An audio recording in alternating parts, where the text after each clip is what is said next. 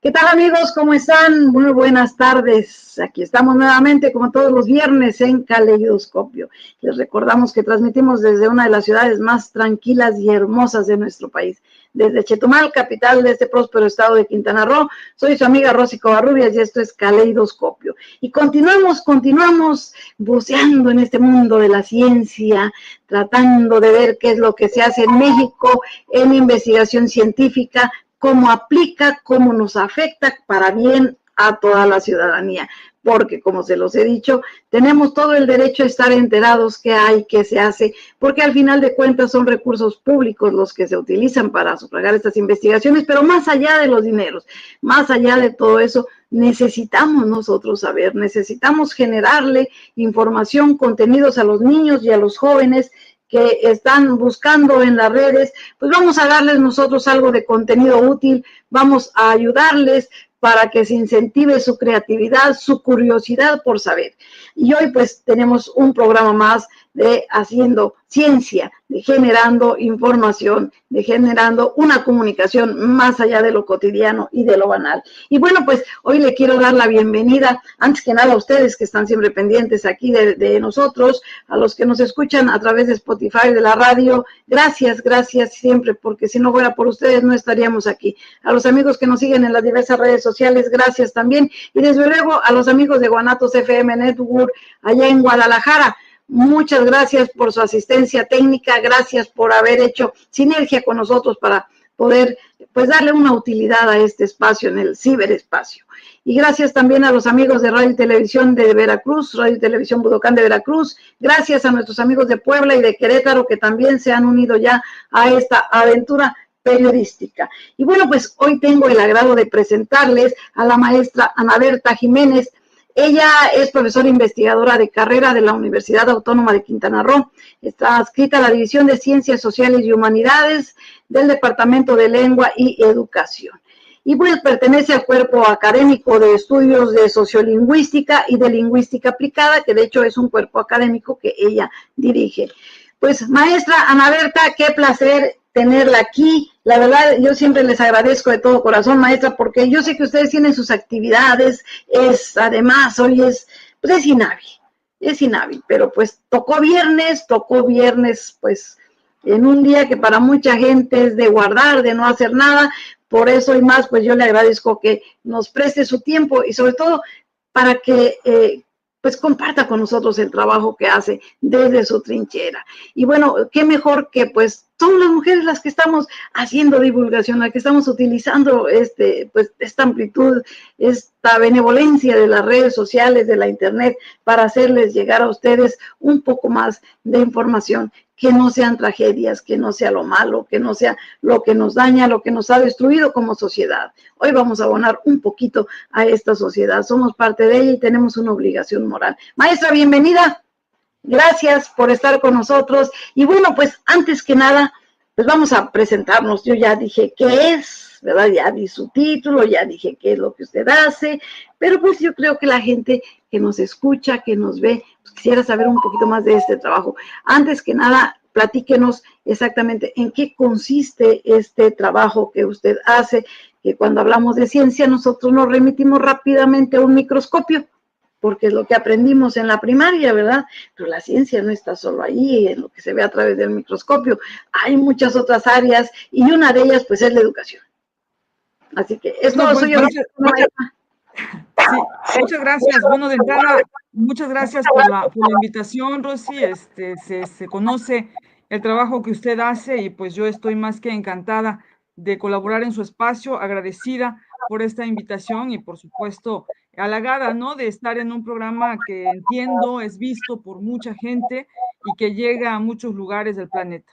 De entrada, felicidades por esta iniciativa, ¿no? Por ese trabajo que se hace, que es parte de, yo creo, lo que todos tenemos que hacer desde los ámbitos más lejanos o más cercanos a la ciencia que tengamos, ¿no?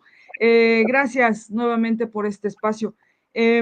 Bueno, yo soy pues una profesora de universidad, soy profesora, le llaman en la universidad, investigadora de carrera de tiempo completo. Me dedico a dar clases, ¿no? Esa es como que la primera gran parte por la que yo entro a ser parte de la comunidad universitaria. Y estoy adscrita a un área de las ciencias sociales y de las humanidades, específicamente en el Departamento de Lengua y Educación. Yo soy profesora de lenguas, de inglés y eventualmente de francés. Estudié las dos carreras, tuve la maravillosa oportunidad de hacerlo en la Universidad Veracruzana. Yo soy de Córdoba, Veracruz, y ahí pues tuve la oportunidad de estudiar estas dos carreras. Por azares del destino, me moví a este maravilloso estado y a esta ciudad, como usted dice, próspera, que con una universidad relativamente joven y en la que estamos haciendo desde entonces pues un poco de docencia y algo que al Estado, a la nación le interesa mucho, y es la investigación. Entonces, desde la trinchera de la lingüística hacemos investigación y lo que tiene que ver con enseñanza y aprendizaje de lenguas, estos procesos cognitivos, comportamentales, que implica enseñar un idioma que no nos pertenece y aprenderlo, ¿no? Y esa lingüística que es aplicada, y se llama aplicada justamente porque la lingüística pura y todo lo que ha encontrado lo aplicamos en un salón de clases. Esos procesos, esas estrategias las tratamos de fragmentar y ser muy específicos para que un estudiante aprenda de mejor manera un idioma, repito, que no le pertenece y que puede ser o que puede encontrar muchos obstáculos. Entonces, la lingüística aplicada intenta encontrar esos momentos en los que puede llegar a que el aprendizaje o a que la lengua o que componentes lingüísticos lleguen y se interioricen en un estudiante. Y eso es lo que hacemos, y tratamos de en todo momento facilitar estos procesos. Y siempre en esa experiencia, pues uno va encontrando oportunidades para poder investigar qué pasa, por qué pasa así, por qué un estudiante aprende de cierta forma o no aprende, por qué ciertos estudiantes con características particulares tienen un comportamiento distinto o una actitud distinta al aprendizaje de lenguas, o cómo un profesor enseña de tal forma y llega su manera de enseñar puede llegar a ser más, más atinada, más específica, para lograr este proceso que es complejo en términos de que, por tratarse de un individuo, pues cada individuo tendrá una forma totalmente distinta de aprender una lengua, ¿no? O cualquier cosa. Pero de acuerdo a la psicología, pues hay quienes aprenden visualmente, ¿no? Auditivamente, kinestésicamente. Entonces, creo que también esto, bueno, de alguna forma se aplica, como usted decía, a todo el tipo de aprendizaje, ¿no? Y las lenguas, pues es parte de, ¿no? Exactamente, exactamente. Bueno, existe también esta, que lo da justamente la docencia, ¿no? La docencia, pues es este gran caldo de cultivo, ¿no? En el que uno se encuentra todos los días, en el que uno dialoga con el estudiante y uno se va encontrando, uno como profesor, ¿no? Va encontrando sus propias fortalezas y debilidades. Es un ejercicio muy rico en términos de aprendizaje de todos los días, y ahí se ha encontrado justamente que enseñar pues no es nada más una cuestión de ida y vuelta, de ida, ¿no? Sino que es una cuestión de ida y vuelta. Y que dependiendo de personalidad, conocimiento, experiencias de cada profesor, pues habrá diversas formas de enseñar. Y lo mismo pasa en el estudiante. Entonces, cuando surgen o la manera en que surgen estos estilos de aprendizaje, estas diversas formas que tenemos de aprender, es justamente en un salón, ¿no? Es justamente a partir de esta experiencia que tuvieron los profesores para decir, tal chico aprende mejor de esta forma, ¿no? Y empiezan a clasificarse y a darse estrategias, ¿no? Que puedan llevar el conocimiento o fortalecer una habilidad a partir de estos momentos que se encontraron, ¿no? Y es ahí donde la lingüística aplicada, hablando en mi área, ¿no? La lingüística aplicada pues tiene una razón de ser, ¿no? La lingüística aplicada que por mucho tiempo estuvo un poco como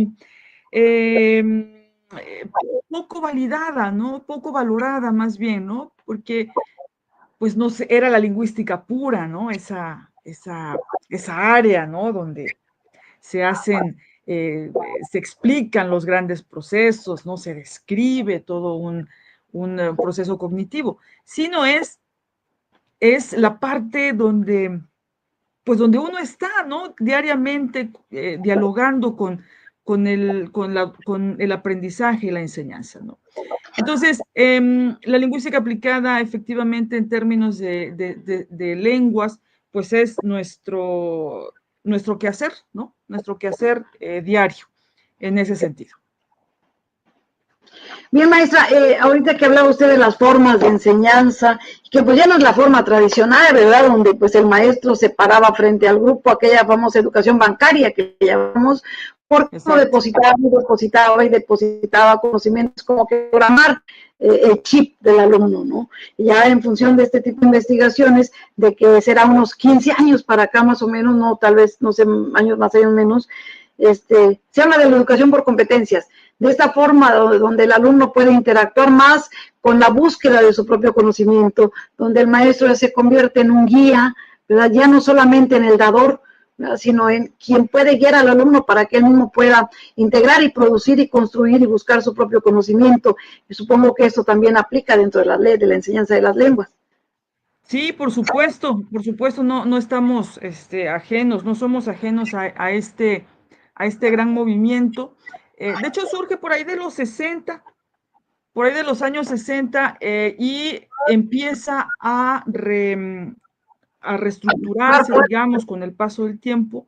Y efectivamente en la enseñanza de lenguas, pues uno habla de las competencias más o menos desde los años 80, pero es hasta el año 2000, digamos, cuando se establece un gran momento que es el diseño de algo que conocemos en lenguas, que es el Marco Europeo Común de Referencia para las Lenguas, que es un instrumento basado en las competencias justamente, que nos sirve a los que estudiamos lenguas o a los que enseñamos lenguas o a los que evalúan lenguas, enseña o nos muestra o nos da una guía sobre lo que implica ser competente en una lengua, ¿no?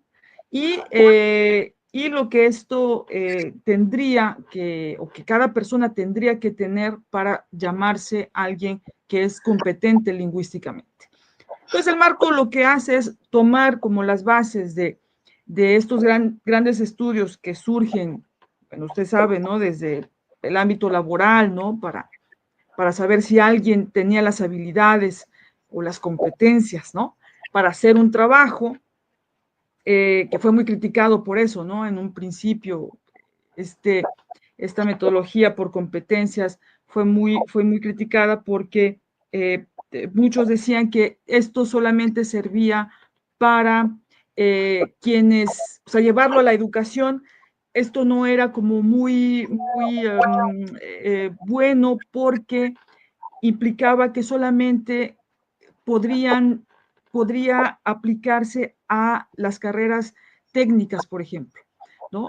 Donde había una aplicación real de un conocimiento, pero no iba a ser lo mismo para las ciencias sociales, por ejemplo, para las humanidades, porque no había el conocimiento que se podía obtener, procesos cognitivos, no iban a poderse aplicar, ¿no? Entonces, hubo hasta la fecha hay, ¿no? Un debate sobre esta imposición, porque así fue en un primer momento la imposición que se hace del enfoque por competencias a la educación, pues existe todavía un gran debate. Hay quienes están en contra, hay quienes apoyan este gran movimiento. Y sobre todo porque quienes lo imponen o quienes lo recomiendan son la OCDE, por ejemplo, ¿no? Países donde realmente las condiciones educativas son totalmente distintas, y los detractores latinoamericanos pues hablan de una condición totalmente distinta, alejada de cualquier contexto europeo, ¿no? En este caso. Entonces, en términos de lengua, regreso a mi área, en términos de lengua, se toman estos elementos para poder hacer de la enseñanza de una lengua algo que pueda medirse por competencias, ¿no? Que pueda establecerse por competencias. Y la Comunidad Europea realiza este instrumento llamado Marco Europeo Común de Referencia para las Lenguas, y hace todo un instrumento muy interesante para poder posicionarse en 6 niveles que ellos manejan, que han marcado, y a partir de ahí uno poderse visualizar en esos diferentes niveles con ciertas competencias lingüísticas, ¿no? Esas competencias, por supuesto, están totalmente ancladas a las competencias pues, genéricas, ¿no? que se conocen en educación, y a los saberes que se manejan en educación, ¿no? El saber ser, el saber per se, el saber conocer, el saber convivir, el saber hacer, ¿no? Y entonces a partir de estas bases, pues en lenguas uno se va encontrando si sé hacer ciertas cosas, si tengo cierta actitud cuando hablo una lengua extranjera, si comprendo, si sé hacer las cosas. Y esto ha facilitado, digamos, el saber que alguien puede, o hasta qué momento, en qué nivel puede una persona hablar, escribir, entender o leer una lengua extranjera, ¿no? Entonces, por supuesto que las lenguas no están alejadas del enfoque por competencias. Se ha trabajado por muchos años bajo el enfoque de competencias. Hemos enseñado por muchos años bajo el enfoque de competencias. Sin embargo, también es cierto que, y está documentado, también se ha llegado a la simulación, ¿no? Y en ese sentido, entre la enseñanza tradicional y la enseñanza por competencias, se ha visto que en muchos casos, pues no hay mucha diferencia. Es decir, el profesor, no hablo nada más en enseñanza de lenguas, sino en muchas otras áreas, el profesor no es el guía, no es el que monitorea, es un simple vertedor de conocimientos. Y entonces se ha como abusado mucho de la idea o de la esencia del enfoque por competencias, pero en realidad se ha seguido con la enseñanza tradicional. Lo que no quiere decir que la enseñanza tradicional esté mal. La educación tradicional o la enseñanza tradicional tuvo sus bondades, ¿no? Fue muy generosa, y se han tomado muchas de esas cosas, muchos principios de la educación tradicional, y se han llevado al enfoque por competencias. Pero lo que muchos critican es que el enfoque por competencias ha sido como se ha corrompido un poco en términos de que no siempre se lleva como debe llevarse para que uno pueda realmente fortalecer las competencias en el estudiante o que el estudiante realmente sienta que es competente en algo, ¿no? Entonces, el debate existe, ¿no? Y muchos ya dicen que el enfoque por competencias ya va de salida, ya está terminando porque dio lo que tuvo que dar y ya no tendría por qué seguir, ¿no? Pero por supuesto que hay todavía muchos que nosotros mismos, ¿no? En nuestra universidad tenemos todavía seguimos trabajando con el enfoque por competencia. Bueno, hay una resistencia de alguna forma lógica porque muchos de los maestros pues se formaron en una educación tradicional como profesionistas y aprendieron a enseñar con esa forma tradicional. Entonces, de pronto, ya después de 20 años de estar en el aula frente a grupo, les cambian la jugada y se les ha complicado mucho poder solamente ser guías, ¿no? Y motivar al alumno para que el alumno aprenda a investigar. Tal vez la gran ventaja que pudiera tener esta forma, estos métodos, como usted menciona, no son muy nuevos, pues es que ahora con la internet a la mano, el alumno tiene la herramienta enfrente para que pueda investigar y pueda contrastar incluso la información, que aquí entramos en otro tema. Antes del programa yo les comentaba que antes se hablaba de analfabetismo, el que no sabía leer ni escribir era un analfabeta, pero ahora no basta saber leer y escribir, ahora hay que saber de tecnología, hay que saber de lenguas, mínimo un idioma más para poder estar insertos en esta globalización. Los profesionistas no pueden limitarse nada más con su lengua materna y tampoco pueden limitarse a los libros impresos. Tienen que aprender a navegar en la red, tienen que buscar cómo validar esa información y generar esas competencias en ellos, ¿no? Porque al final de cuentas, no solamente es para el periodo en el que están estudiando una carrera, sino que el resto de su vida, cuando ya sean activos laboralmente, pues tienen que mantener la capacitación porque el mundo está cambiando vertiginosamente. A lo mejor también cambiaba antes, pero no nos dábamos cuenta porque no teníamos tan a la mano esa información. Entonces, es ahí donde, por ejemplo, toda esta generación de docentes que ya tienen sus 20 años trabajando, les cuesta a veces trabajo cambiar o trabajo, aprender nuevas formas, aprender este tipo de plataformas, por ejemplo, donde estamos transmitiendo ahora.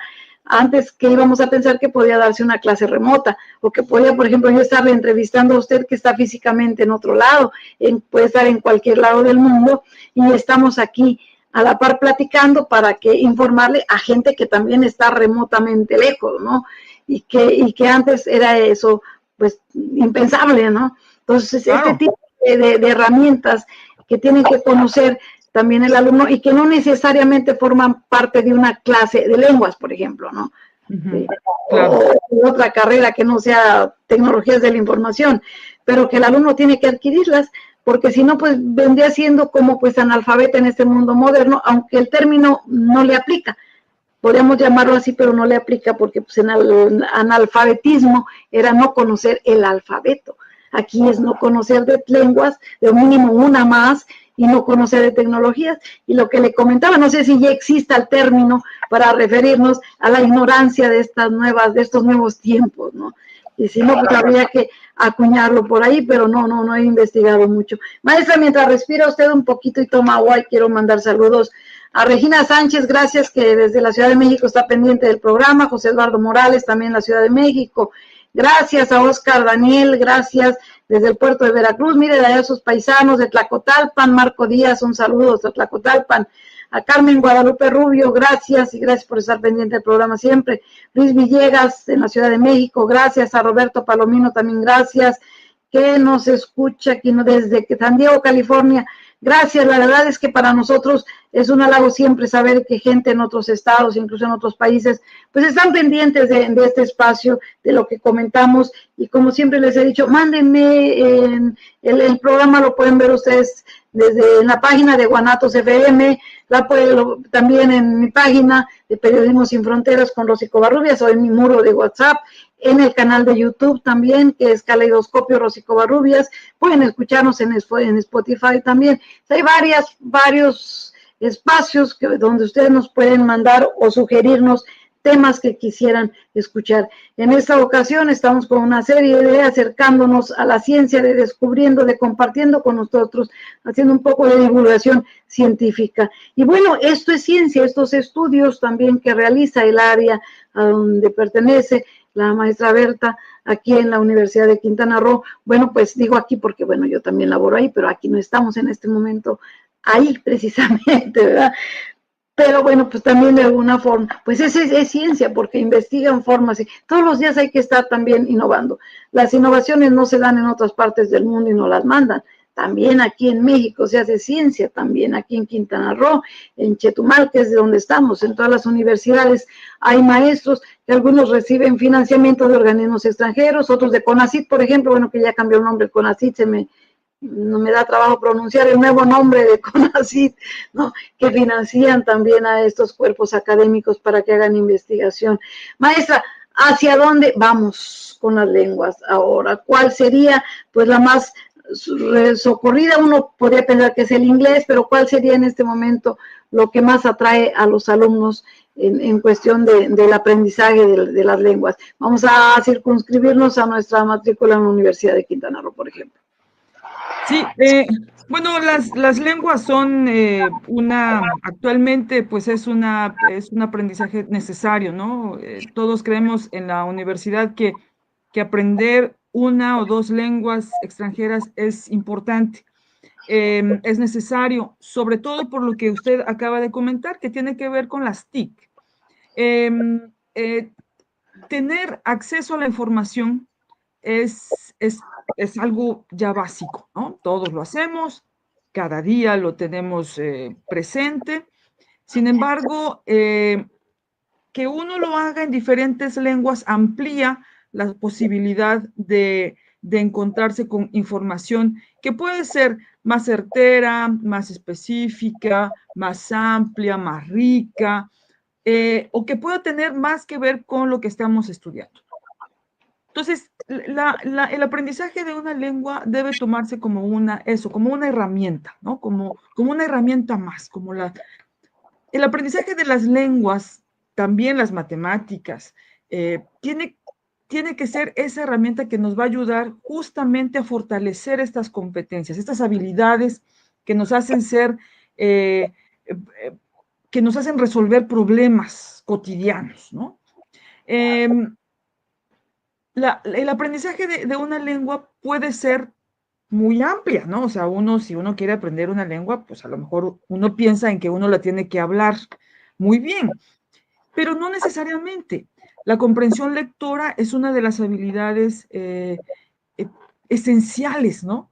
Usted lo sabe, ¿no? Usted como periodista, ¿no? La comprensión lectora, comprender la posición de un autor es esencial para poder tener un pensamiento crítico, ¿no? Para poderlo desarrollar, fortalecer, ¿no? Entonces, la comprensión lectora, la escritura, son esenciales. Hasta ahí podría yo quedarme en el aprendizaje de una segunda o una tercera lengua, ¿no? No necesariamente hablarlo, ¿no? Sino poderlo leer, poderlo escribir. Y en ese sentido, si uno tiene esta herramienta, esta habilidad comunicativa, pues uno podrá discriminar más fácilmente en la internet la cantidad de artículos que me salen cuando yo le pongo al buscador, el que sea, una palabra o una frase, ¿no? Entonces, que yo la maneje en inglés, que la maneje en francés, en italiano, en chino, en cualquier lengua, me va a dar una posibilidad todavía muchísimo mayor. Si hablamos de la inteligencia artificial, que yo le diga al buscador que le dé cualquier prompt en una lengua distinta, por supuesto que la posibilidad va a ser todavía mayor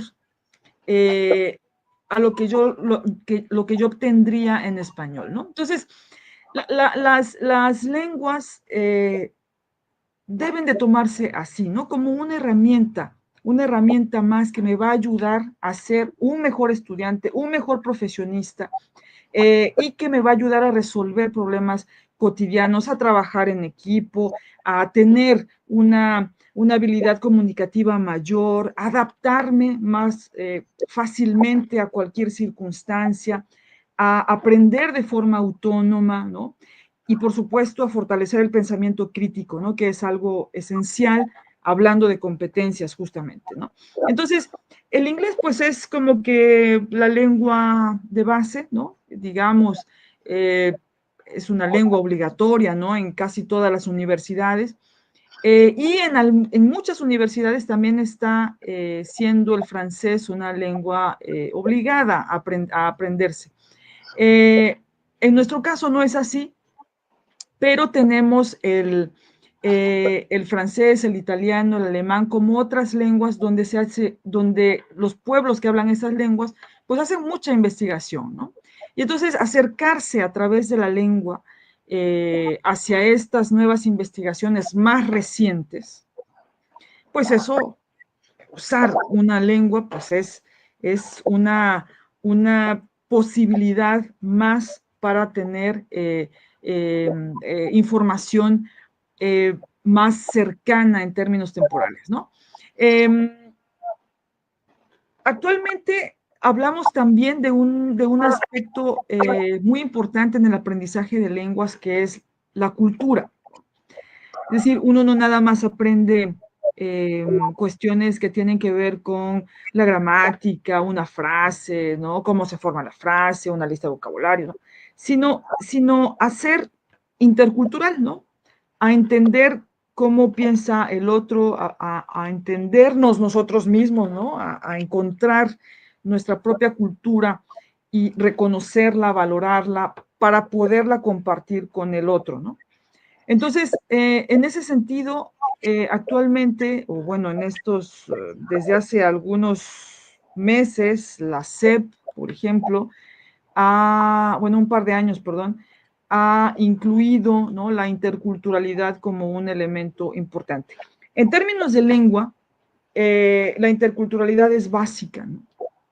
Es un concepto ya también bastante viejo y que en lenguas nunca hemos dejado de llevar a la clase, ¿no? O sea, la cultura en la clase, ¿no? Es básico, es importantísimo, esencial, ¿no? Para el aprendizaje. Pero ahora se habla de ser intercultural, ¿no? Y en estas cuestiones de interculturalidad, pues entra también el conocer al otro, en este caso, por ejemplo, a través de la investigación. Porque la cultura, pues está en todas partes, ¿no? O sea, nosotros mismos, el ser humano es cultural, ¿no? Per se, ¿no? Entonces, uno puede encontrar en la interculturalidad una herramienta más para poderse acercar a la investigación, ¿no? Entonces, es algo básico, digamos, ¿no? En términos de ser mejores profesionistas, mejores profesores también, ¿no? Por supuesto. Tener una segunda lengua y, ¿por qué no, una tercera lengua, ¿no? Que es un poco difícil, ¿no? Se entiende, pero que siempre da muchísimas posibilidades más de ver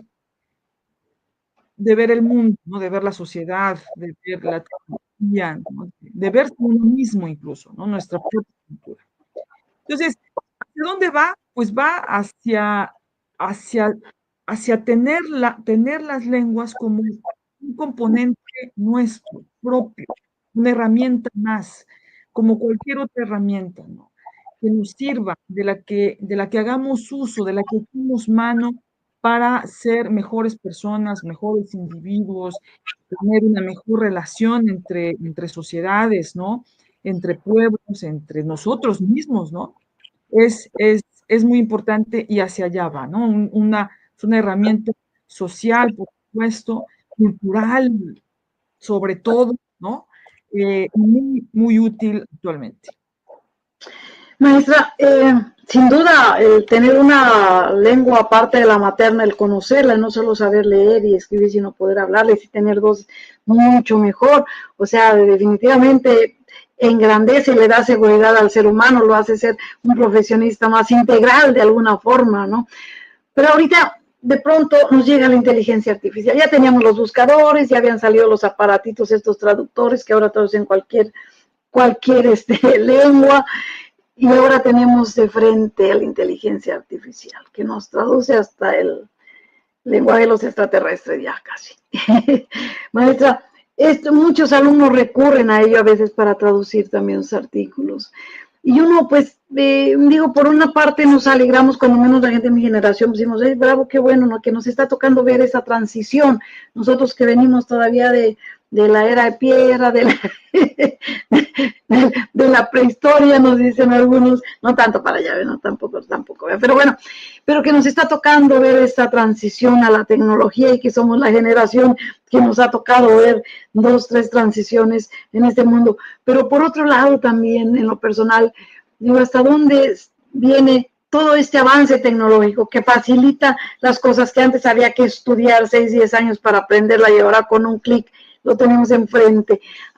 ¿Qué tanto o qué hacer para que el alumno se dé cuenta que su valía no puede estar en una tecla, no puede estar en un ordenador, que tiene que interiorizar el conocimiento, tiene que ser él, porque hay muchas profesiones que están tendientes a desaparecer, no solamente con la parte de la robótica, con la inteligencia artificial, ¿sí? Y que entonces empieza el ser humano como a desvalorizarse, como que los mismos jóvenes a ver el futuro diferente, cuando nosotros estamos viendo que esas pueden ser herramientas para ser más grandes nosotros, para hacer más fortaleza de nuestro interior, para poder ser más competentes y que nuestra competencia no dependa de una tecla, no dependa de un clic.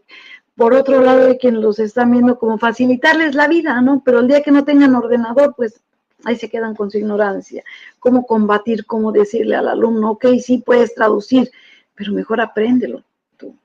Lo otro es una herramienta que te va a facilitar, pero te va a facilitar mucho todavía si tú lo sabes. O sea, cómo mover ese chip del joven, del alumno, para que se interese en aprender y no se confíe solamente en la máquina que tiene enfrente.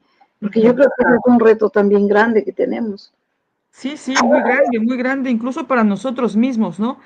Pues yo creo que es un poco lo mismo que sucedió cuando surgió la Internet, ¿no? Es decir, tener acceso a toda esta información a través de esta red, pues fue impactante, ¿no? Y yo creo que está pasando lo mismo ahora, solo que a una potencia muchísimo mayor, ¿no?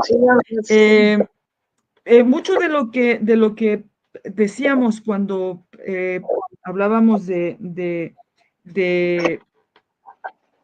entrar a la internet y buscar la información que necesitamos, cuando ponemos una palabra que, por ejemplo, motivación de las lenguas o sociedad del conocimiento, y nos salen los 50,000 artículos, pues una de las grandes recomendaciones o de los principios básicos para enfrentarse a esto era tener de entrada, ser consciente de que no todo lo que está ahí me va a servir, ¿no?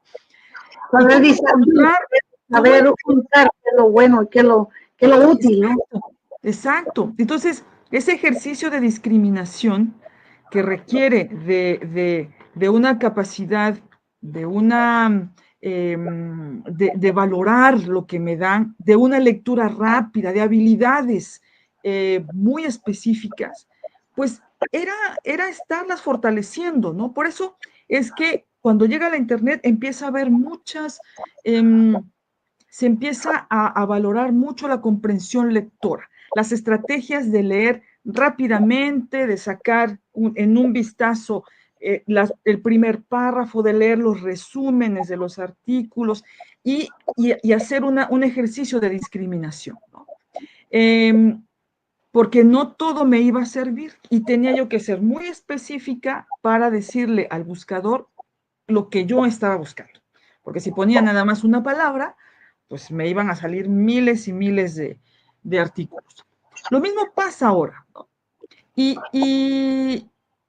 bueno, ahora, igual que con los buscadores, uno como persona, uno tiene que ser lo suficientemente ético, ¿no? Como para decir qué voy a tomar, ¿no? ¿Qué me va a servir? Respetar, ¿no? Estos derechos de autor y ser muy respetuoso con esto, ¿no? Y congruente con lo que yo creo y lo que estoy haciendo. Y ahora, con la inteligencia artificial, pues pasa lo mismo, ¿no? Ahora también tengo que ser muy cuidadosa con lo que estoy buscando. Y que mi prompt, mi frase a la que yo le voy a pedir a este gran sistema que me dé la información que yo requiero o que me haga el resumen de 20 artículos sobre un tema en específico, tengo que ser muy específica, respetuosa, para, para escribir exactamente lo que quiero. Pero eso uno debería saberlo, ¿no? No siempre uno lo sabe, ¿no? No siempre uno puede ser tal vez como ético en este sentido, ¿no? Entonces, en términos de el profesor que pide ciertas tareas al estudiante que va a utilizar la inteligencia artificial para hacer una actividad, pues ahí de entrada antes pues hay un ejercicio de conciencia, ¿no? De concienciar al estudiante sobre el manejo de esta herramienta, que sigue siendo eso, una herramienta. No me va a determinar como persona, como investigadora, como profesora, no me va a determinar el producto que salga, me va a ayudar a ser una mejor investigadora, a tener mejores resultados, a tener un marco teórico más nutrido, me va a ayudar a eso, pero no me va a determinar como investigadora. Entonces, debe haber una charla, ¿no? Con los estudiantes siempre, antes de empezar cualquier materia, ¿no? Y hablarles de las bondades que tiene la inteligencia artificial y de un uso adecuado, ¿no? De esta herramienta. Porque, insisto, es una herramienta, así como lo es cualquier buscador, la misma lengua, siempre seguirá siendo una herramienta. Y yo creo que debemos ser muy cuidadosos en ese sentido y no explotar la inteligencia artificial porque efectivamente es muy buena, pero hay que saber utilizarla, ¿no? Y hay que estar siempre pendiente de lo que hace el estudiante, ¿no? En ese sentido. Ahí es donde entra realmente la guía del profesor, ¿no? El profesor como monitor, ¿no?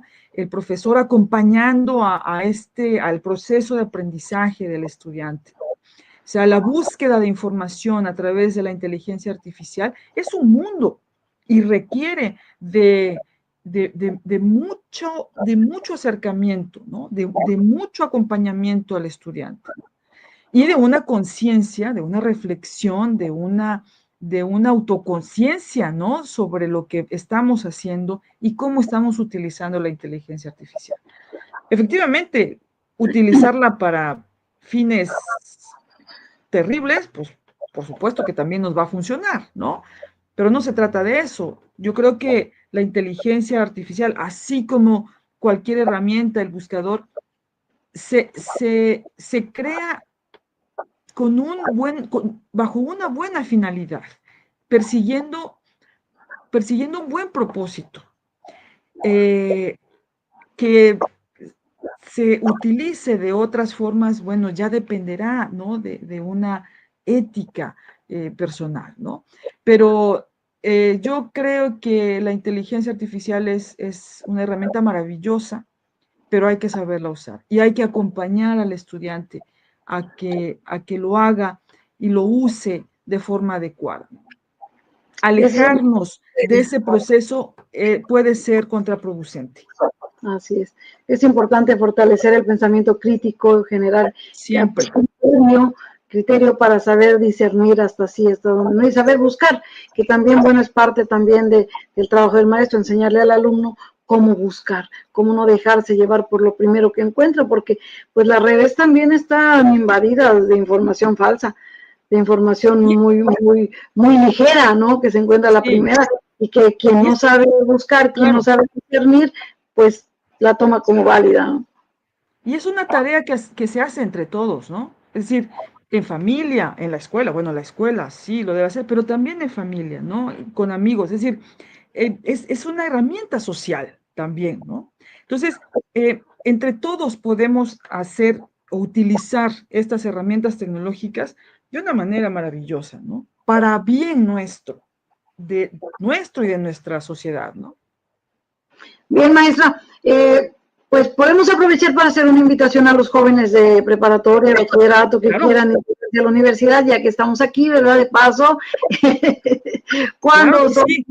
salen las convocatorias, cuando para la carrera de lenguas, y pues Bueno, para pues me gustaría hacer promoción para la carrera para 3 carreras. La de lengua inglesa, una licenciatura de 4 años muy buena, maravillosa. Es presencial hasta este momento, pero pronto llegaremos a la virtualidad. Pero es una excelente oportunidad para convertirse en profesor de inglés. También tenemos la carrera de humanidades. Esta es una carrera muy bonita, culturalmente hermosa. Tenemos también la carrera de antropología, donde podemos, una carrera que además es la carrera, yo diría, fundadora de la Universidad Autónoma del Estado de Quintana Roo, ¿no? Sin la antropología, la universidad nomás no podría haberse pensado, ¿no?